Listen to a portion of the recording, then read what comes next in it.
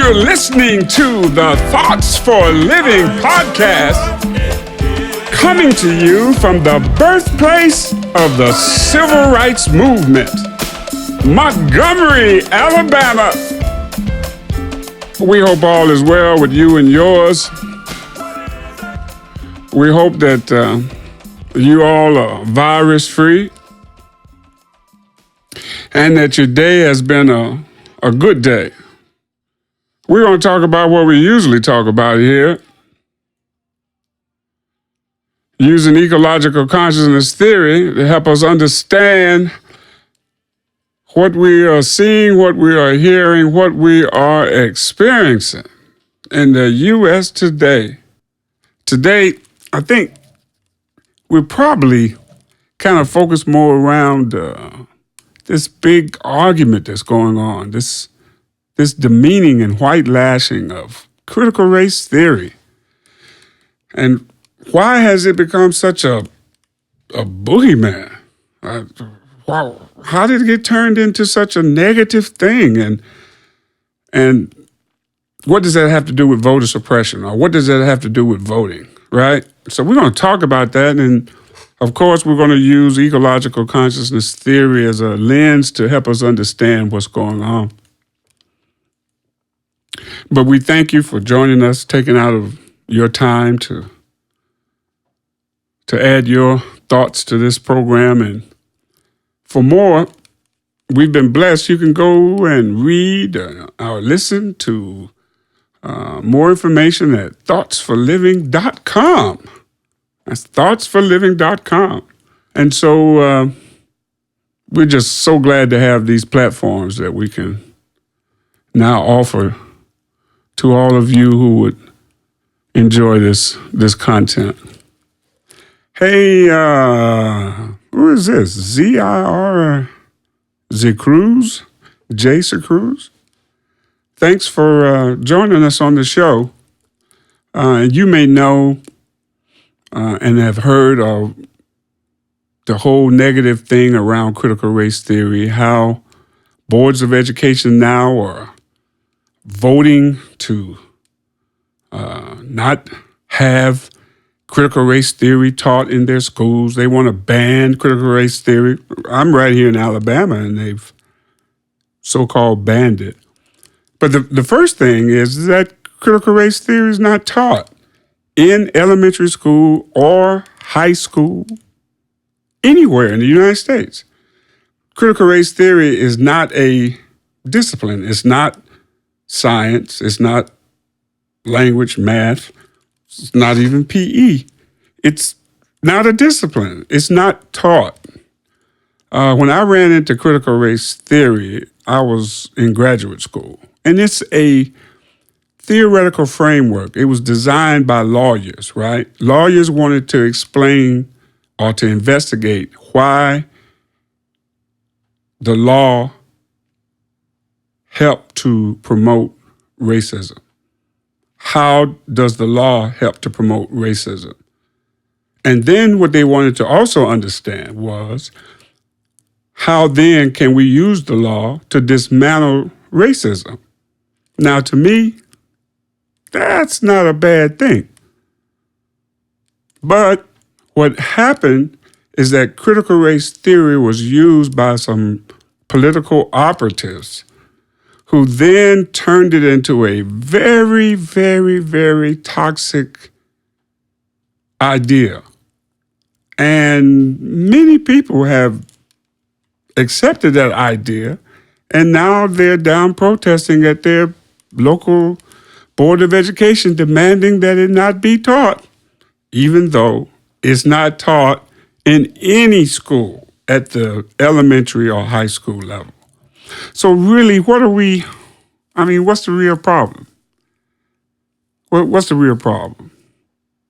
And some of it we can kind of figure out by the legislation that's being enacted, right? You have states enacting legislation that basically says you can't teach anything that makes other people feel uncomfortable. So basically, you got a situation where we don't want history taught in such a way that it might make some European Americans feel bad. Basically, I don't want to feel bad because my ancestors colonized the United States.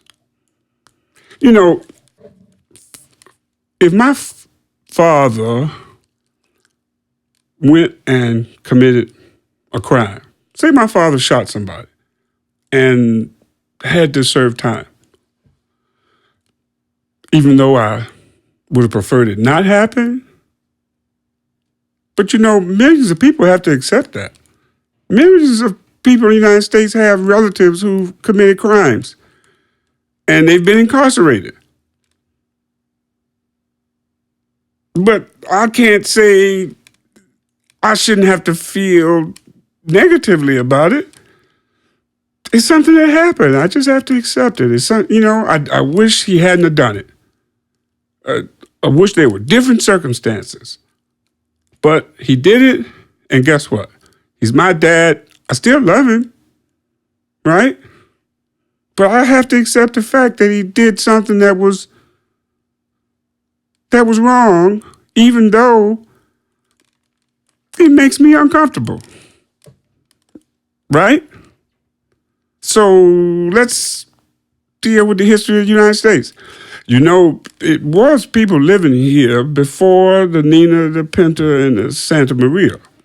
There were people living here before the Pilgrims and the Puritans. Matter of fact, these people covered the entire continent, right? Native Americans. Over 2 million. From the furthest reaches of Canada to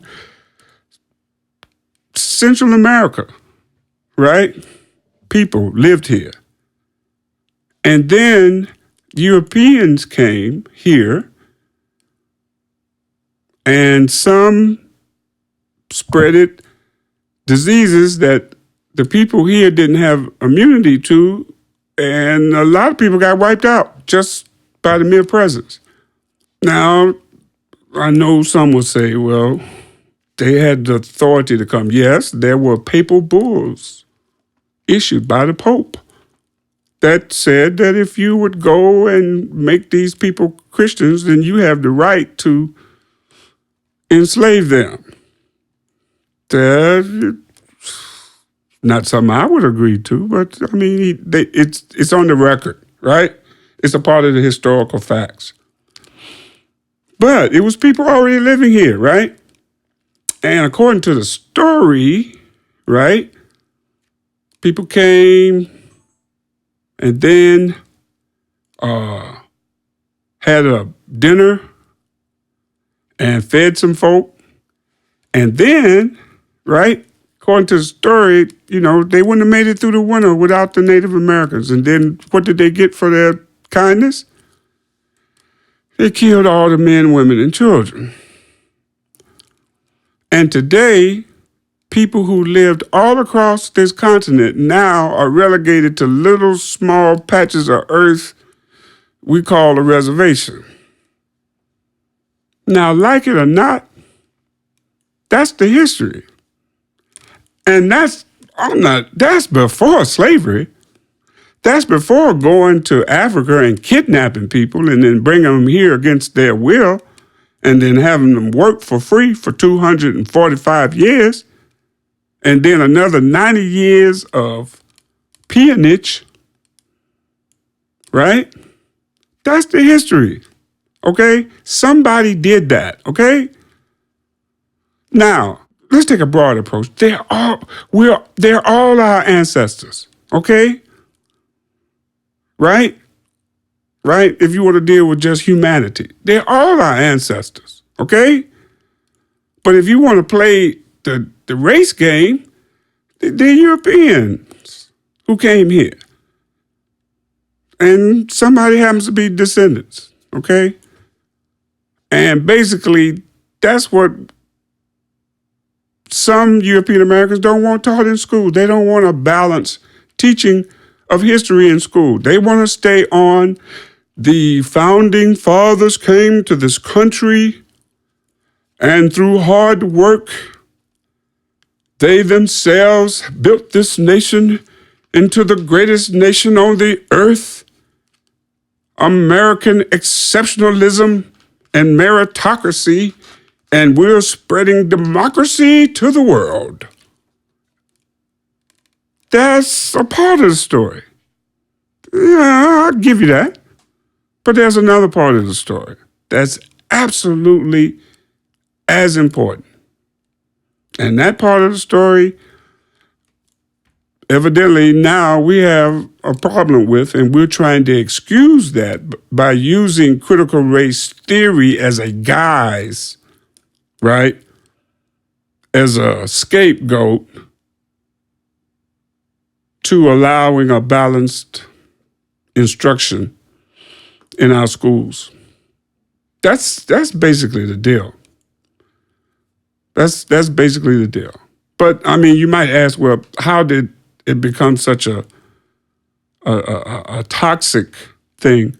And what you can do, you can go to our website at, if you don't want to hear me talk about it, you can go to the website thoughtsforliving.com, and you look at a paper that we have there, Critical Race Theory and Voter Suppression, and you'll find the story that has been printed that led to the whole backlash around critical race theory, okay?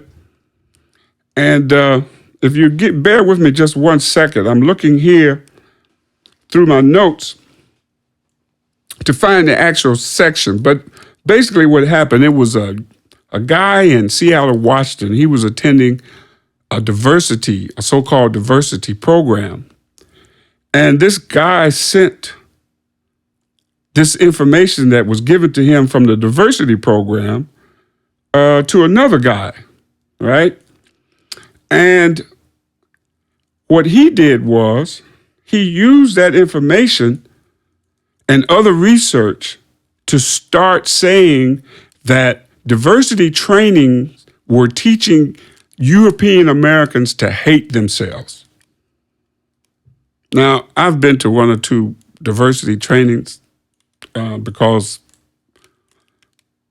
just because you're a person of color doesn't mean you don't need training in diversity. And so I've attended some of these myself, and I've never heard anybody say, the purpose of our coming together today is for you to go away hating yourself. I've never, never heard that.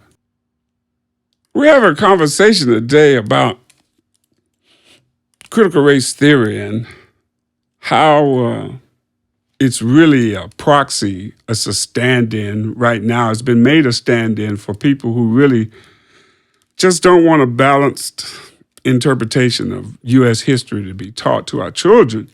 So much so you have conservative legislatures enacting laws that basically say we don't want to have anything taught in school that makes somebody feel bad. When I went to school, I had to read, I'm old enough to remember Dick and Jane. And it wasn't anybody black in the Dick and Jane story. See Dick and Jane and see Spot run. Now, I'm not going to say, maybe subconsciously I was coming away with something, but I just saw it as a story. That was it. I didn't come away thinking, I needed to, have some support emotionally. It was a story. And it was helping me learn how to read. And so I just went from there. And, being black and brown in this country, when I was coming up and going to school, no one cared about our feelings. No one said because we didn't have images and stories about us that we, We need to enact a law so that black people won't feel inferior, because, you do got to go over there and drink from that separate water fountain, And you got to ride on the back of that bus, and you can't go into that front of that store, I remember the day where, they wouldn't let black people try on clothes. We take it for granted now that you could go in a store and try on clothes. When I was a child, when you went to buy shoes, they would take the top of the box and trace your foot. You never stuck your foot inside of a shoe unless you took it home. Can you imagine that? A little girl that you were buying, a little African-American girl, a Sunday, Easter outfit, and she couldn't try it on. And you better just hope it and return? You gonna bring it didn't fit, you gonna bring it back? Man, please. Nobody cares about our feelings. Now, I'm not saying you shouldn't care about people's feelings, but I'm trying to see what's the deal now. Well, why? I mean, we already got legislation that reinforces white privilege. Now we got to have legislation that protects your feelings. I mean, we got legislation that protects all your property. Now we got to have legislation that protects your emotions. Really? I think what the people used to say, what's the phrase? I think that's a bridge too far. But we were talking about how critical race theory was made such a negative thing. And the guy's name was Rufo. That's his last name. I'm trying to see. And this came from Benjamin Wells at the New Yorker. And the guy's name was Christopher E. Rufo. He was a journalist. And after receiving this information he got from this guy who was at a Seattle diversity program, he started writing for the Manhattan Institute, which is a very conservative organization. And then the following September, he ended up on Tucker Carlson. And once he appeared on Tucker Carlson, he started demanding that the former president stop having diversity training at the federal government. And of course, you know what happened, right? The Trump White House issued an order constricting the language federal contractors could use when talking about race in federal diversity seminars.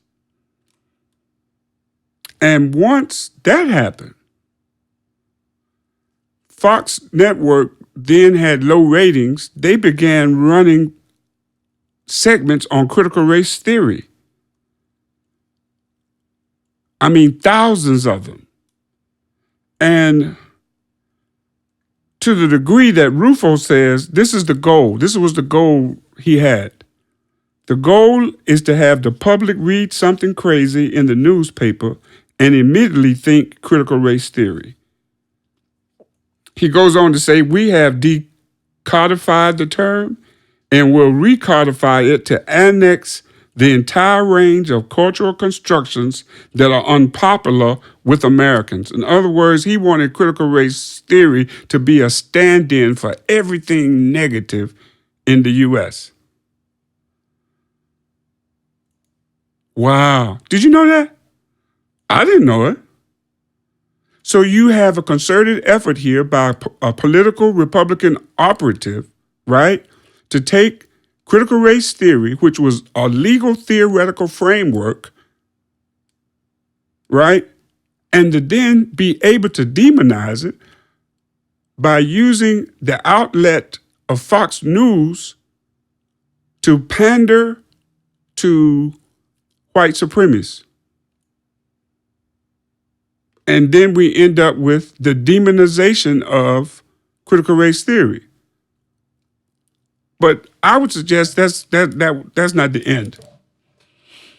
That's not the end, because you really have to also associate that with the same type legislation that's being enacted to stop a fair and balanced reading of U.S. history in elementary and public schools, the same legislatures are passing voter suppression laws. Laws not to broaden people's participation, right?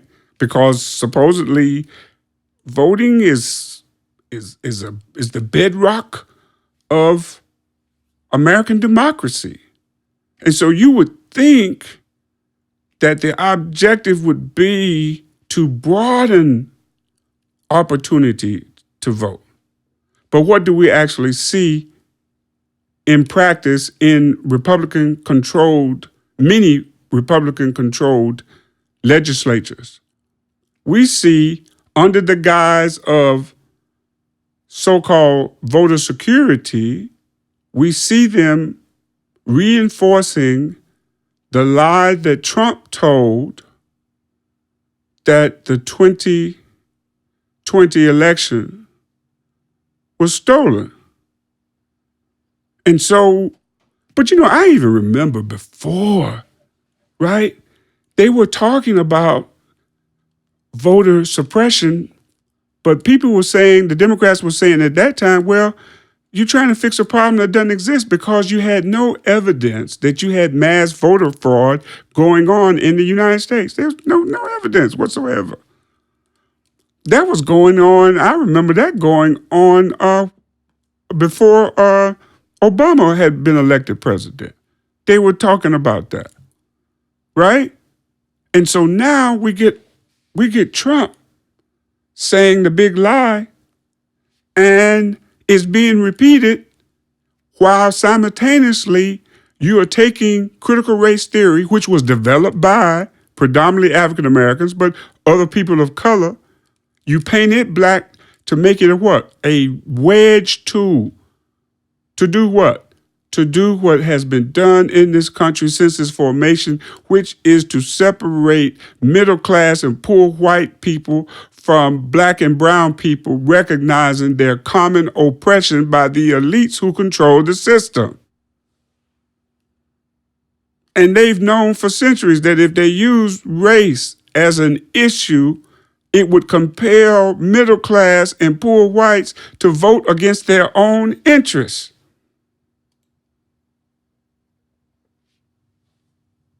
Right?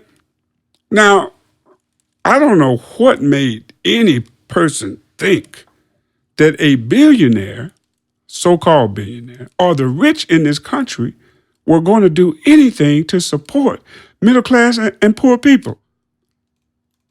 When has that been done? Once. And guess who did it? Franklin Delano Roosevelt, a Democrat, a rich, wealthy Democrat, saw the condition of the masses of people. Now, he wasn't really thinking about black and browns, but he did see the condition of the masses of people through the Depression and created real governmental policy that changed the lives of poor and middle class whites. Need I say Social Security? Need I say Medicare? There wouldn't be a middle class without these. Should I say local farmers, farm subsidies of commodities? That's socialism. But socialism used properly in the service of the people. Social Security, used properly in the service of the people. Medicare, used properly in the service of the people. I would like to hear somebody tell me how more well off they are today because of the previous administration. You're probably still living in the same place. You're probably still, if you're fortunate enough, praise God, going to the same job. If you were able to survive the pandemic, nothing changed. Nothing changed in your political, social, and economic life after supporting a so-called wealthy multimillionaire who promised to meet the needs of middle class and poor whites. And one of the two or three, the few enablers, people of color. Huh? That's the State of the Union, right? So we're using lies to not expand democracy, not to expand voter participation. We're using it to what? To contract, to have fewer people vote. And what is that going to mean ultimately, right? And we're putting in laws that say, I have friends in Atlanta, and they're talking about, they're putting in laws basically that would make it legal to say, well, we're going to accept those votes, but we're not going to accept those votes. So basically what's being set up is to be able to legally, right, steal an election. And you might say, no, why would, well, let me give you an example. People in this country love to point to other countries and say, they're just so corrupt. You can just name the country, right? They're corrupt. Well, what did the U.S. do? The United States legalized bribery, okay? It's called lobbying. Now, everywhere else in the world, that's bribery. When a major corporation comes to somebody and say, I'm going to give you some money and I want you to create legislation that benefits me, right? And marginalizes the masses of people. Now, in the United States, we call that lobbying, and it's legal. But everywhere else in the world, that's bribery. Okay? But we're able to look at other people and say, you're corrupt, because we took what is corrupt and made it legal. We made bribery legal. And what's going on now, some legislatures are putting in laws to make stealing an election legal. You're listening to the Thoughts for a Living podcast.